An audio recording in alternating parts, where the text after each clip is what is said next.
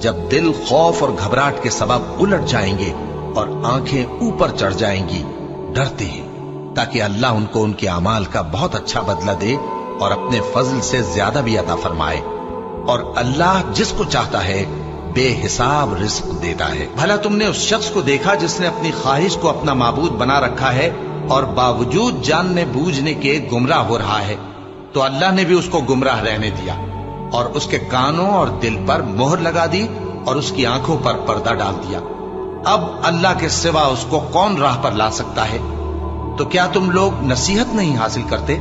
اور اگر ہر ایک نافرمان شخص کے پاس روئے زمین کی تمام چیزیں ہوں تو وہ عذاب سے بچنے کے بدلے میں سب دے ڈالے، اور جب وہ عذاب کو دیکھیں گے تو پچھتائیں گے اور ندامت کو چھپائیں گے، اور ان میں انصاف کے ساتھ فیصلہ کر دیا جائے گا اور ان پر ظلم نہیں ہوگا۔